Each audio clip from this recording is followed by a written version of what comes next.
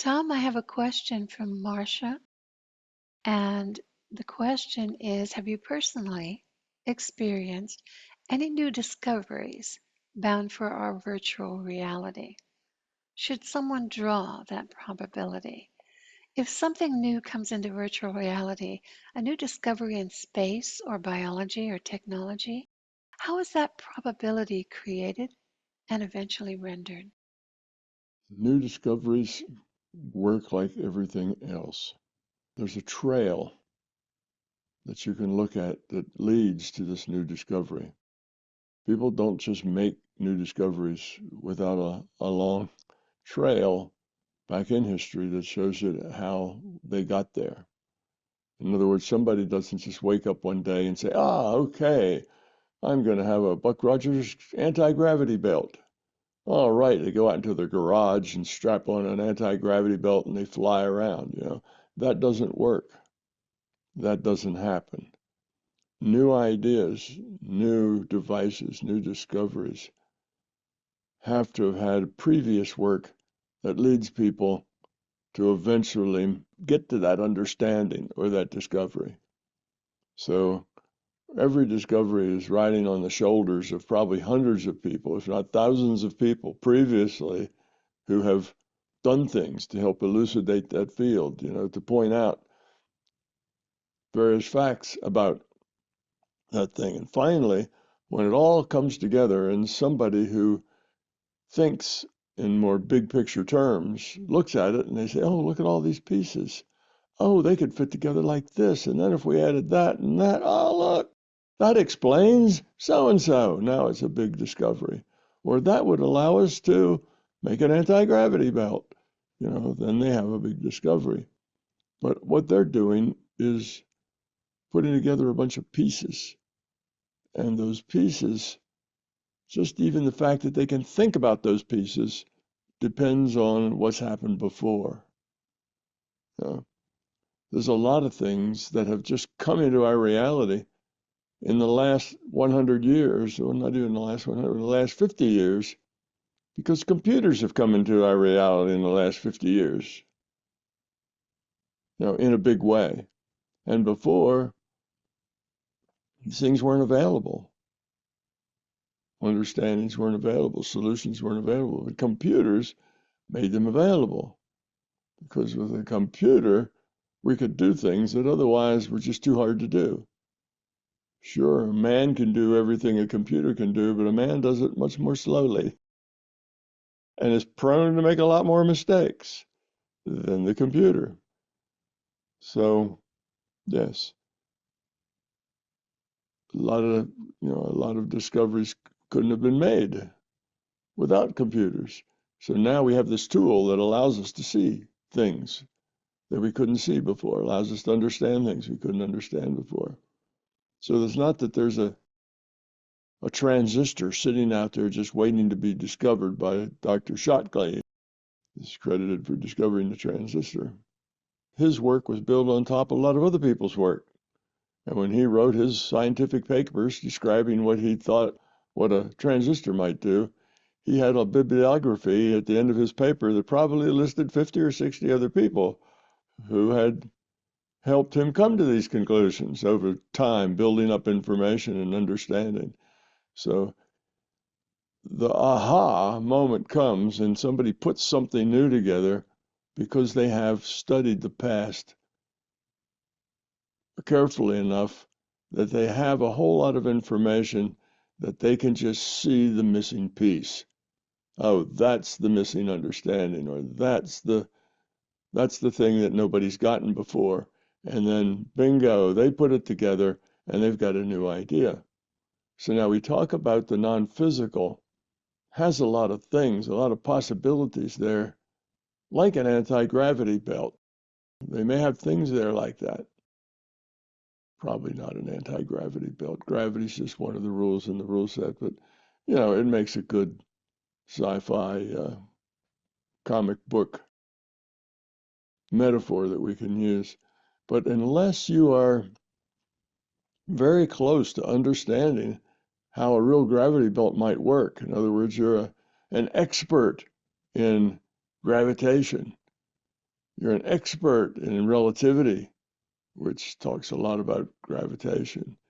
If you're an expert in these fields, then you might come up with something new. And if that something new was something that was, say, in the non-physical, that information already was in the non-physical as a possibility that that new thing could exist. Unless you've done all the work and are almost there, and there's just a tiny little veil between you and the discovery, then you can go, aha, I got it. And you can bring that home and be famous. But if you haven't done all that homework to where there's still a real thick veil between you and your understanding that you need to make this discovery, then seeing it in the non-physical won't help any because you won't understand what you see. You'll see it and it won't mean anything to you. But it's only if you've done all the homework first. You're right on the verge of getting it on your own, then a trip into the non-physical can maybe give you that last puzzle piece or that last idea, that last inspiration of how it works. So no, you can't just go remote view other societies and look, all these societies in this other world, they all fly around, they don't seem to have gravity that bothers them. They just fly around with ease. There's some technology that allows them to do that. I wonder what it is, and go into a store that sells anti-gravity belts in this non-physical place and say, how does this work?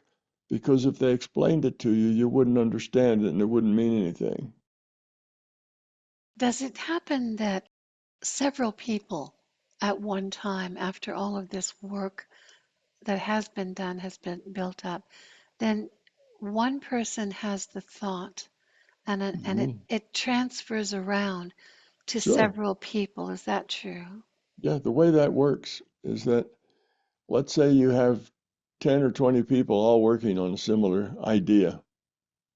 Okay, so some parts of that idea have been shown, like radio waves have been shown, that you can encode information on them has been shown. And now people want to make something like a radio that they can put the code in an electromagnetic wave and send it someplace and then decode it so it travels at the speed of light. Well, better than Pony Express, that travels at the speed of horse, which is much, much slower than the speed of light. So this would really be a nice device if they had that you could transfer information at the speed of light. It would be instantaneous. You'd be able to talk to somebody 1,000 miles away and have a conversation because the information would be traveling so fast between you. Much better than writing a letter and having a horse, carry it back and forth. So, yes, somebody is now thinking about this radio that they want to build because the research so far has come up with electromagnetic waves, ways to encode, ways to decode, but they haven't put all the last pieces together. And there's, say, 20 different people kind of working in that area just to see what they can figure out, what they can do. And when those 20 people are thinking about the same thing, basically, their minds are in the same place. They're going over the same material, which is the material that's published in the world about that thing. And all of that is usually published in one or two journals because these people come, they're interested in that, they'll publish in that same journal because that's where everybody interested in that publishes. So you'll have this group of people, they create a group mind. Okay? They create a collective consciousness between them because they're all thinking about the same sort of thing. Isn't this interesting? Electromagnetic waves, encoding, decoding, modulation, amplitude encoding, frequency encoding, right? AM and FM. So they're working with all of this stuff, and their minds are all netted together because they're all part of a collective consciousness, because they're all in that collective called people working on a radio, people working on electromagnetic information transmission. So when one of them goes, oh, aha, I got it. Yeah, we'll do amplitude modulation, and then we'll have a big capacitor that will create a frequency filter that will take the. Anyway, they'll come up with a solution, and within a week, the other 20 people will get the same aha. You'll have Marconi in Italy and somebody else somewhere else, and within a few weeks of each other, they all go, aha, I've got it. That's because they've been in this collective consciousness stewing over this idea together for months, if not years. And when one of them gets it, it raises the probability that the others are going to get it real soon. Because now the answer is out there and it's in that mental space of those people who are interested in that subject. Yes, so you see that a lot where a big discovery is duplicated very quickly That is so in interesting in many places. when you say collective consciousness, but something like individuals getting a download, like Mozart, all of his music was in his head, and he just had to Mhm. put it down. That's a unique to an individual kind of thing, and different. How would you? Well, it could be two ways. It could be that it's done in his mind, or it could be done outside of his mind and given to him. Now, if it's done in his mind comprehends music, particularly certain kinds of music, and it comprehends it in detail.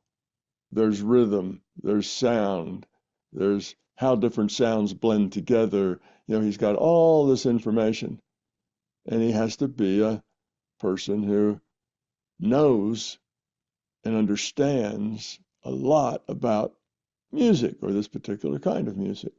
Well, when you're like that, your mind, because you're constantly thinking about what things would go together, what kind of music could I create, what's this? So you have that questioning thing going on, and your mind can sometimes put it all together for you and give you a data dump, and it comes right out of your own mind. Suddenly things all just fall together. Well, I could do this and that and this, and oh yeah, it could be about, yeah, and I could do this other thing, and and just starts to build, and it streams down, and you've got it.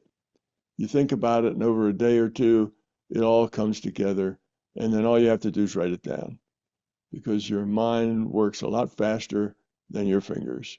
So it can sort and do all sorts of things. It's almost like you're running a program in your mind that's working on this in your subconscious, and it puts it all together. The other thing that can happen is that the larger consciousness system, in order to help you pull things together, will send you some music or give you the ideas or help you get past the sticking points of where you're stuck on something. You can't get quite past this block. If you could just get past that block, the rest of it would flow. But you have problems, and the system can maybe help you get past that block, can give you some aha moments. And why would it do that?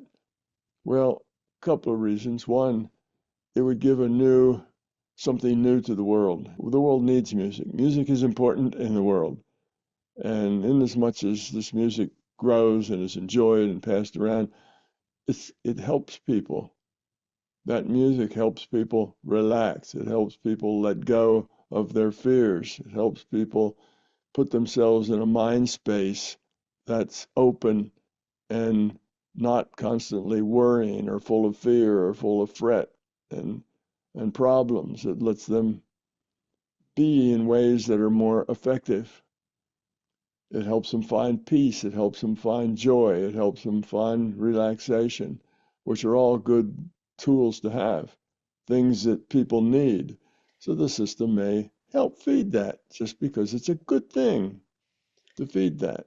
I often So, wondered about yeah, this it in could be either terms. one. It might just be internal Oh, because the mind can do that. The mind is working on things all by itself. If you have a problem, your mind is sitting here cranking on that problem, even if you're sleeping, even when you're doing something else. You're out, you've given up on solving the problem, you're playing tennis, but right in the middle of whacking a ball across the net, boom, the answer may come to you.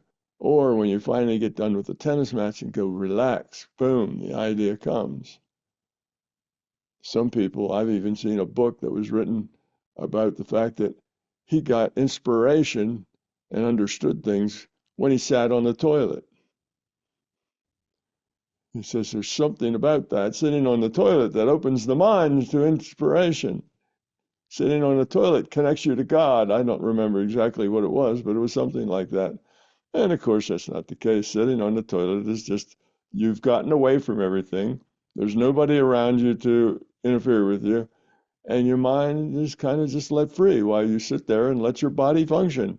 Because your body can do it all by itself, thank you. It doesn't need you to help. All you have to do is sit in the right spot and make all the preparations, and body can take care of it. So your mind is free to process other things. So That's yes, it funny. was, and other people find answers in meditation because they quiet the minds. The same thing, they empty it out from all the noise, lower, or at least lower the noise. That's open, it's receptive, and things sometimes just fall together that way. So some people get inspiration while they're listening to music, or while they're dancing, or while they're, whatever it is that puts that in that state of joy and peace where they're just open and not really intellectually functioning.